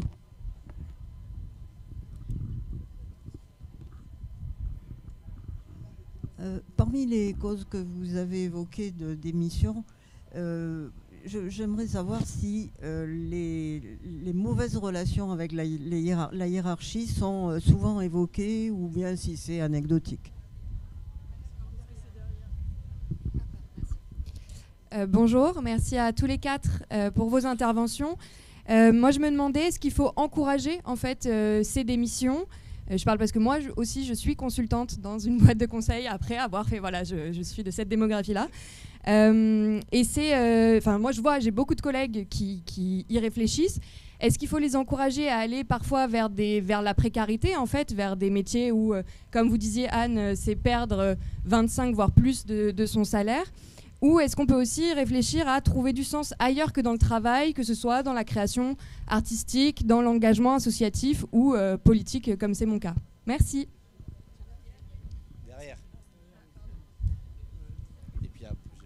Bonjour, merci pour vos interventions. Ma question est assez simple. Est-ce que dans ces statistiques de démission, on a une variable générationnelle qui est déterminante? Parce qu'on entend souvent dans les discours médiatiques ou même des gens qui démissionnent eux-mêmes ça, et que ce soit en France ou aux États-Unis. Donc voilà, est-ce que vous avez des chiffres à ce sujet? Merci. Bonjour. Ma question sera concernant la situation de cette grande démission. Est-ce que c'est un phénomène qui vient juste d'apparaître ou est-ce l'apparence d'un autre phénomène sous-jacent qui est plus ancien? C'est depuis que l'Organisation mondiale du commerce s'était mise en place, l'individu était devenu un élément d'une équation particulièrement économique et pas existentielle.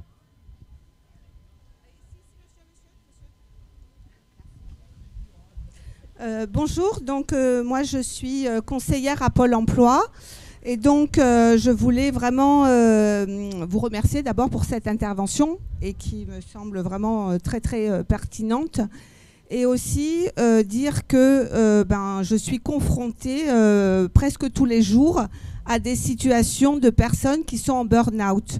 Donc effectivement, je pense qu'il va y avoir à un moment donné une vraie nécessité qui est une reconnaissance de cette maladie en fait professionnelle. Voilà. Et effectivement, il y a énormément de personnes qui ont besoin de se déconnecter de ce système et qui souhaiteraient se diriger vers des métiers plutôt liés au bien-être. On a beaucoup de demandes de formation, par exemple liées à la sophrologie ou des personnes qui souhaiteraient donc vraiment se diriger dans des domaines mais complètement différents. Mais le système ne le permet pas facilement parce que, par exemple, les financements de formation, moi je suis en région PACA, il faut savoir qu'à Pôle emploi en PACA, toutes les formations liées au bien-être sont exclues du financement. Il n'y a pas de financement pour des formations liées au bien-être à Pôle emploi en PACA. C'est exclu. Voilà. Alors, on finit les 2 ou 3 mains qui restent là. Bon, bah d'accord, faites comme vous voulez. J'ai une petite question parce qu'on parle beaucoup de Big Quit, mais il y a un truc que je remarque aussi qui est quand même un changement qui sont une démission plus légère. C'est beaucoup de gens autour de moi qui passent sur des rythmes de job plein temps, de cadre, qui vont chercher des temps partiels, qui passent à des 4/5e, voire des 3/5e, ce qui représente aussi des diminutions salariales qui sont comparables à celles d'une démission pour s'engager d'autres éléments. Et aussi, il y a un autre élément qui est... Il y a énormément autour de moi de vagues de démission, parce que de managers toxiques qui ont des vagues de démission autour d'eux. Et est-ce que ces éléments-là sont déjà étudiés et est-ce qu'ils font aussi partie de ce même syndrome de big quit, de grand départ? Ou est-ce que ce sera un little quit un peu à part?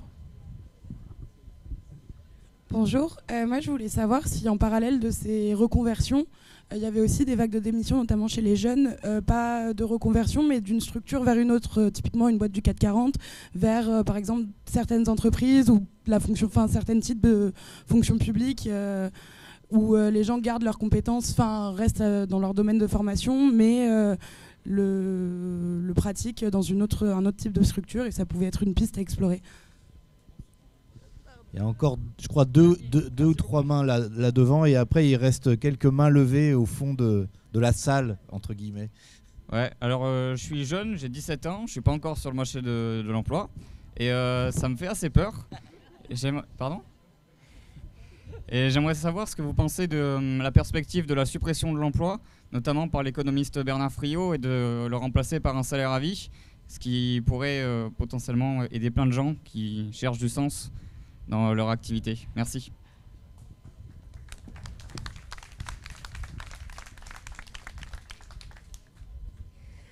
Alors, oui, bonjour. En fait, dans la mesure où en fait cette grande démission en partie alimente aussi le capitalisme par l'apport accru de personnel qui travaille en intérim, l'ubérisation de l'ensemble des emplois en fait qui a été créé, évidemment en fait au niveau gouvernemental, mais que les personnels en recherche, en fait les personnes en recherche de liberté finalement alimentent.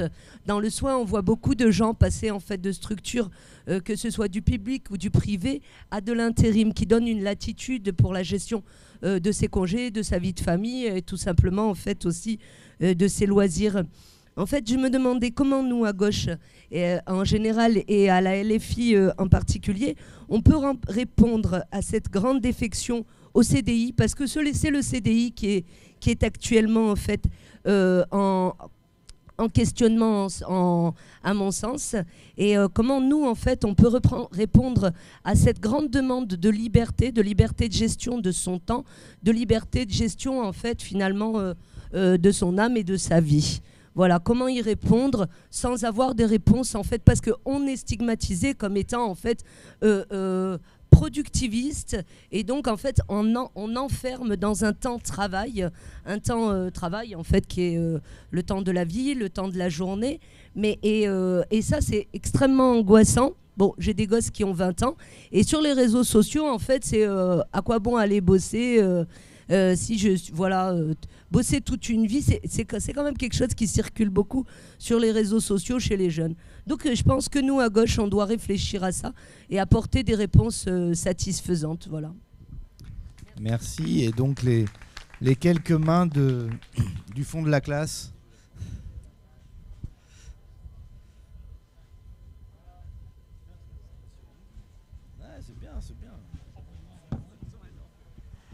Oui, sur un plan sociétal, on considère toujours le travail comme l'emploi finalement productiviste, mais on ne considère pas du tout la question de la reproduction de la vie humaine.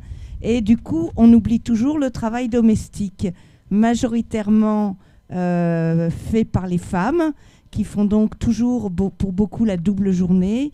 Et j'aimerais bien qu'on s'interroge aussi en tant que militant de gauche sur cette question de la place de la reproduction de la vie humaine dans nos sociétés.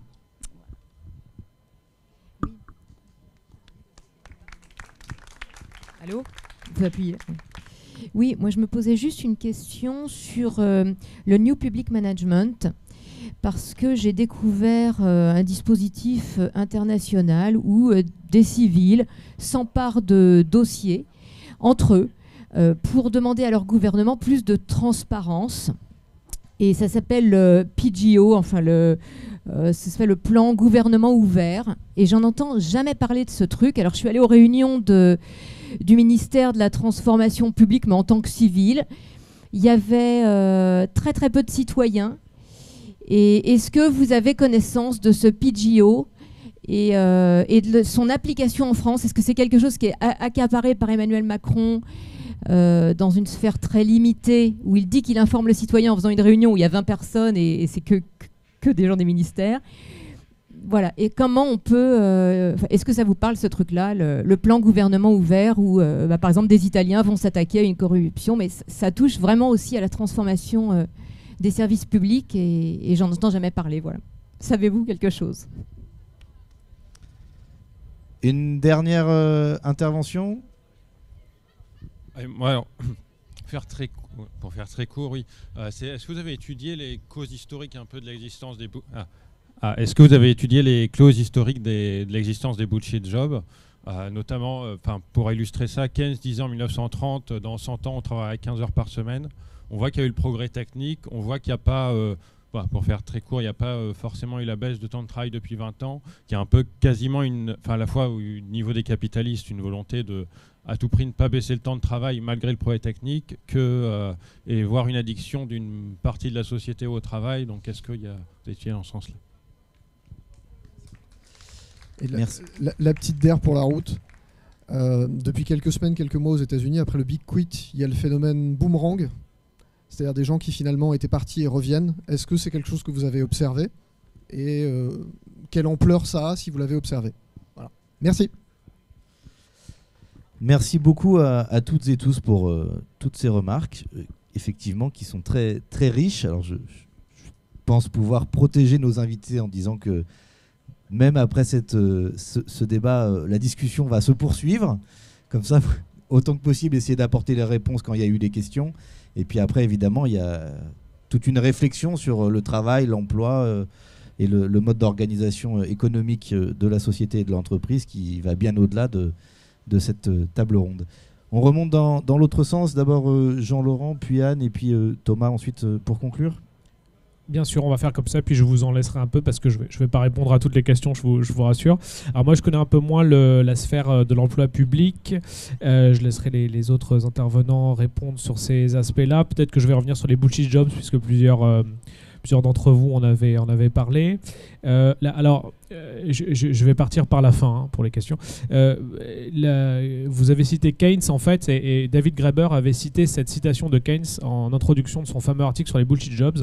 En gros, alors moi j'adore Graeber et je lui dois beaucoup, mais je trouvais que l'interprétation selon laquelle le capitalisme avait maintenu les gens dans le travail pour pas qu'ils fassent autre chose était un petit peu complotiste. C'est-à-dire je n'ai jamais trop adhéré à cette thèse, et d'ailleurs Graeber, même si l'article avait eu un immense succès, avait été très vite taclé par les économistes libéraux qui lui avaient quelque part opposé que d'un point de vue strictement fonctionnel, ce qu'on appelle les bullshit jobs ont en vérité une utilité. À l'intérieur du système productiviste capitaliste, ils ont quelque part leur raison d'être. Donc ça c'est un débat plus philosophique sur le sens du travail, mais je pense que là il y avait peut-être enfin c'est le point de Graeber sur lequel j'étais le moins en phase.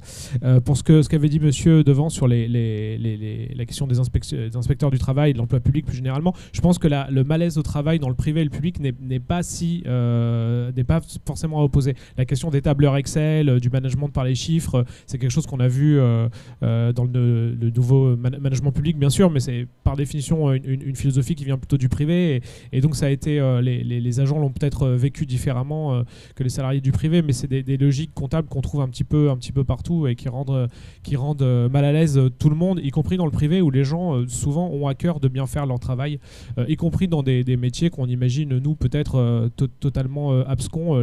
L'envie, Thomas l'a dit en introduction, l'envie de bien faire son travail, je pense que c'est vraiment quelque chose qui est très très très partagé dans le public et dans le privé à tous les niveaux de qualification.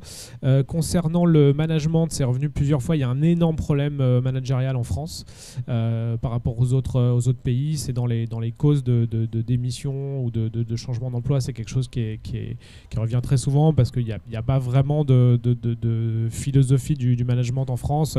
Un manager en France, c'est un petit chef, quoi. Contrairement au monde anglo-saxon qui a ses défauts, mais qui a quand même une qualité sur le plan des relations de travail, c'est que on va dire l'espèce de diplomatie interne fait que le manager est là pour valoriser son équipe et pas pour donner des bons et mauvais points, engueuler les gens et les voir faire régner un climat de peur, ce qui est malheureusement souvent le cas du management à la française. Par ailleurs, vous avez évoqué la question du désinvestissement dans le travail, les gens qui ne démissionnent pas mais qui se mettent un petit peu en retrait, qui font le minimum. C'est ce phénomène, j'en avais parlé, que les Américains ont surnommé le quiet quitting. Je ne démissionne pas mais je me mets un petit peu en pause, en retrait. C'est ce que font la plupart des gens une fois qu'ils sont à l'aise sur leurs compétences. Beaucoup de gens vous disent, moi ça fait 15 ans, 17 ans que je suis dans cette boîte, j'apprends plus rien mais je connais tout par cœur, donc je fais mon boulot en 2 heures le matin et puis après je vais sur internet ou je commande mes billets pour les vacances, et donc en fait ça c'est la réalité aussi du travail. Il y a énormément de gens qui s'accommodent de la situation qu'on leur a donnée et qui sont assez malins et qui savent en tirer le meilleur parti, ce qui répond aussi à la question de la pyramide des âges. C'est-à-dire que le démissionnaire, le bifurqueur, c'est un jeune diplômé par définition, c'est un vingtenaire.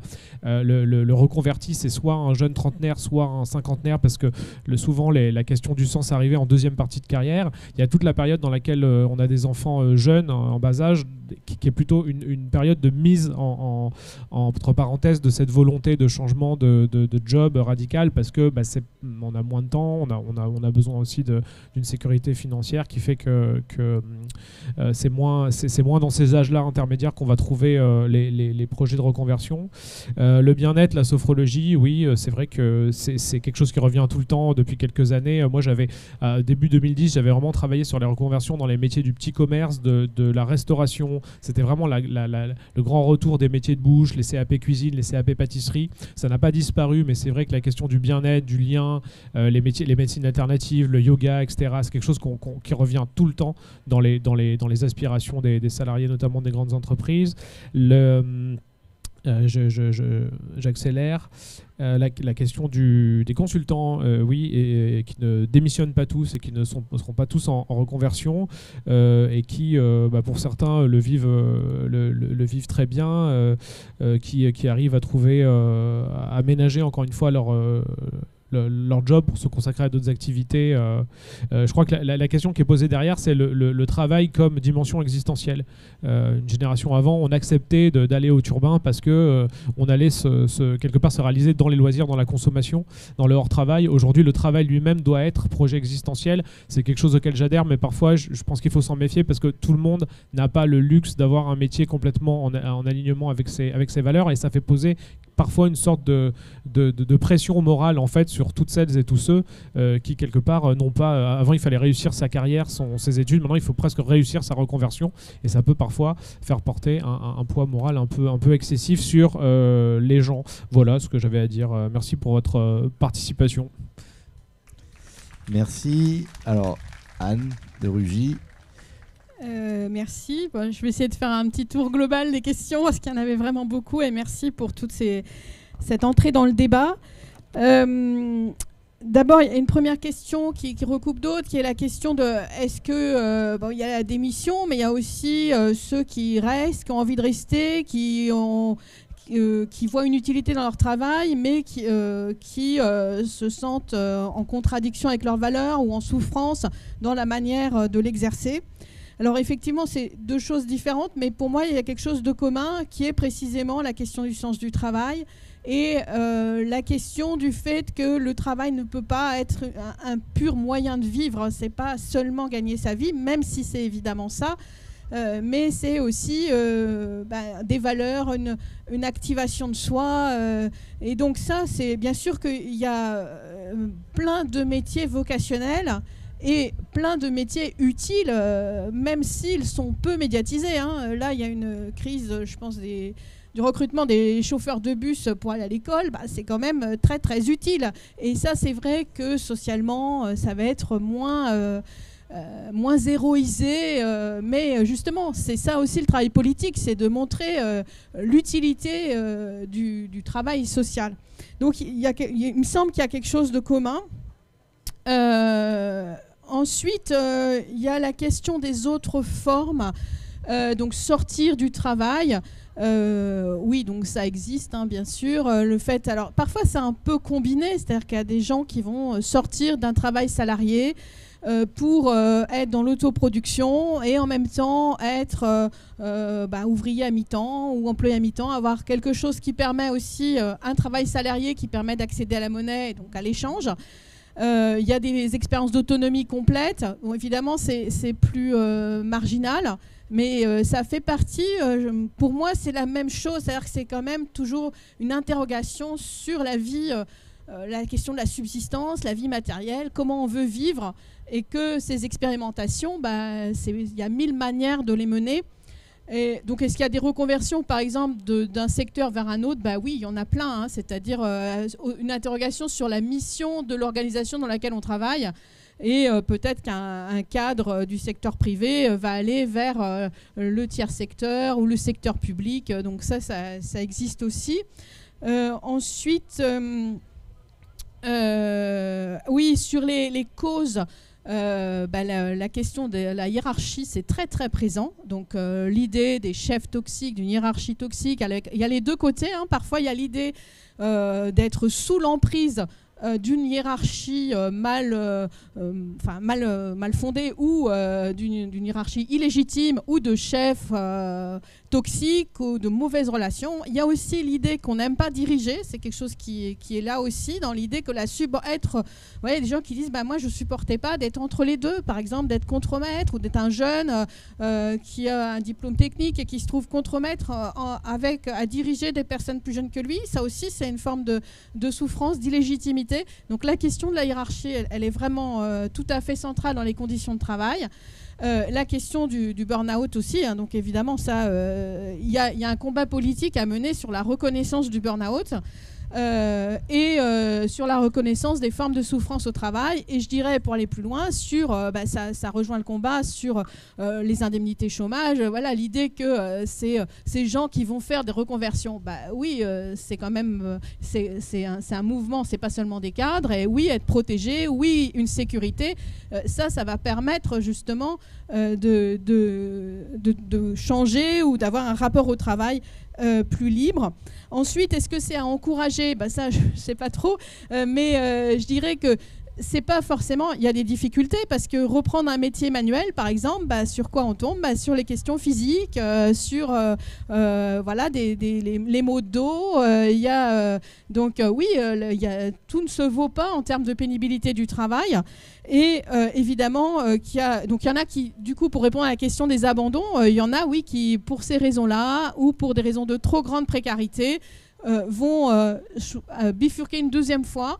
Alors en général, c'est quand même plutôt des bifurcations qui ne vont pas vers un retour à la finance. C'est un travail à temps partiel ou un autre métier salarié qui sollicite moins au niveau physique. Et derrière ça, il y a la question des conditions aussi. Bien sûr, c'est pas n'importe quelle condition. Et je dirais, pour aller vite, que ces questions du travail, elles sont liées aussi à la question de la consommation et à la question du logement. Le logement, le fait d'avoir un logement stable, qui n'est pas remis en question, par exemple, par une baisse de revenus, c'est essentiel. Et l'accès au logement, c'est vraiment quelque chose d'essentiel. C'est trop long. Non, mais simplement, oui, pardon. On nous dit que d'autres doivent nous succéder ici. J'ai pas l'heure, donc je m'arrête là sans problème. Merci, désolé. Voilà. Thomas pour le mot de la fin. Oui, sur l'origine des bullshit jobs, je suis d'accord avec ce que disait Jean-Laurent. L'explication de Grébert était un peu courte. C'est vraiment le management par le chiffre. C'est utile, ces boulots de merde, ils sont utiles. C'est des boulots qui, pour l'essentiel, contribuent au reporting. Et le reporting, c'est la manière dont la finance contrôle en permanence que la performance productive correspond à ses attentes. Donc ça, du point de vue du système, c'est pertinent, c'est productif. Et du point de vue des travailleurs, c'est du bullshit. C'est l'organisation qui est pathogène. Alors, ce n'est pas les chefs qui sont toxiques, sauf exception. C'est l'organisation qui est toxique. Et donc, si on veut... Alors, je prendrai l'exemple des ouvriers de Buitoni. Là. Récemment, il y a eu un scandale alimentaire des intoxications aux lasagnes. La section CGT de Buitoni, le délégué syndical expliquait que pour les ouvriers, c'était une vraie souffrance de savoir qu'ils ne pouvaient pas faire un travail de qualité et qu'ils empoisonnaient les clients. Et ils ont monté une revendication et une lutte autour de cette question. On veut pouvoir travailler correctement, on veut pouvoir nettoyer nos machines à un rythme normal, alors que le management les obligeait à accélérer le travail, à ne plus nettoyer quotidiennement leurs machines. Donc le développement, le Big Quit, en fait, c'est fondamentalement l'expression d'une aspiration à la liberté. Les gens ne veulent plus être soumis à ce bullshit, à ce management par le chiffre, à ce reporting permanent. Ils veulent un travail qui ait du sens, ils recherchent la liberté. Et il n'y a pas à porter de jugement, me semble-t-il, ni politique ni moral sur les démissionnaires. Ils contribuent à un mouvement de désertion de cette organisation du travail-là. Et je pense qu'en faisant cette désertion, ils nourrissent le rapport de force. Ils renforcent la possibilité de lutter à l'intérieur pour améliorer les choses. Donc il y a une complémentarité entre la désertion, la démission, la recherche d'une alternative individuelle et la possibilité de mener des luttes collectives dans l'entreprise. Ce qui manque aujourd'hui, me semble-t-il, dans notre stratégie, c'est des outils à proposer aux gens qui ne peuvent pas ou qui ne veulent pas quitter les entreprises ou les services publics. Comment transformer le travail? Comment s'attaquer à cette question de l'organisation du travail? Comment nous pourrions offrir une stratégie de résistance et de conquête pour transformer ce travail-là? Et il ne s'agit pas d'une... Alors je réponds très rapidement à cette question sur les générations. En tout cas, dans les études statistiques qu'on peut faire, on ne voit pas de différence. Alors, les démissions, ça concerne évidemment plus les jeunes que les vieux, mais ça, c'est pas nouveau. Hein, c'est un phénomène lié au cycle de vie. Mais par contre, les démissions liées au sens du travail, liées à une perte de sens du travail, ça concerne aussi bien les vieux que les jeunes. Il n'y a pas d'effet générationnel par rapport à ça. Y compris sur la question écologique, ce n'est pas seulement les jeunes. Dans les enquêtes, ce n'est pas seulement les jeunes qui se disent concernés. Donc on a besoin d'offrir une politique du travail, ce que j'appelle une politique du travail vivant, à tous ces gens-là qui, pour une raison ou pour une autre, ne peuvent pas ou ne souhaitent pas quitter le travail salarié. Et donc là, alors, le salaire à vie, la garantie de revenus, c'est un élément important du dispositif pour pouvoir sécuriser les trajectoires. Mais ça ne suffit pas. Là encore, il faut vraiment poser la question du travail. Donc je termine sur la question qui m'a été posée sur pourquoi est-ce que une journée ou une demi-journée de réunion par mois pour discuter du travail, pourquoi est-ce que ça marcherait mieux que le droit d'expression des lois Auroux ou que les heures d'information syndicale auxquelles dans le service public, dans les services publics on a encore droit aujourd'hui. Je crois qu'il y a deux conditions qui font que ça pourrait attirer du monde et ça pourrait avoir un effet. La première condition, c'est que c'est des réunions pas top-down, c'est pas l'information syndicale, c'est pas les syndicalistes qui vont informer les gens qui vont informer les travailleurs sur les décisions ou les mots d'ordre syndicaux, c'est pour discuter du travail réel, du travail concret, pour discuter des problèmes concrets et des solutions concrètes à apporter au travail des gens. Et ça, vraiment, ça intéresse les gens. Et la deuxième chose, c'est pourquoi faire pour déboucher sur des décisions concrètes, pour transformer réellement le travail. Donc là, c'est la question des nouveaux droits qui est essentielle. Si c'est juste pour blablater et pour se mettre d'accord entre collègues sur des propositions qui n'ont aucune chance d'être adoptées, ça n'aura aucun intérêt, ça n'attirera pas beaucoup de monde, en tout cas pas durablement. Par contre, s'il y a des nouveaux droits et que véritablement il y a une obligation pour les entreprises, pour les employeurs, de répondre aux demandes qui sont formulées avec une possibilité de recours devant le tribunal d'instance en cas de mise en danger de la santé, parce qu'on sait très souvent le burn-out n'est pas loin quand il y a une désorganisation du travail. Là, je pense qu'on peut vraiment offrir des perspectives de résistance et de nouvelles conquêtes crédibles. Merci beaucoup Anne de Rugy, Thomas Coutreau, dont le livre « Redonner du sens au travail, une aspiration révolutionnaire » écrit avec Coralie Pérez sort tout début septembre, et Jean-Laurent Casselli, donc aussi en septembre, la nouvelle version de La révolte des premiers de la classe. Merci à toutes et à tous. Vous avez là, juste après nous, le mot d'accueil d'Adrien Caténins et Caroline Fiat pour ses amphis. Et ensuite, à 12h15, la fête de la Déclaration des droits de l'homme et du citoyen, une initiative d'Antoine Léaumont, parce que nous sommes aujourd'hui le 26 août et que quand on parle de droits nouveaux, il faut aussi savoir célébrer ceux qui ont été conquis il y a longtemps et qui méritent encore d'être mis à l'ordre du jour. Merci à toutes et à tous.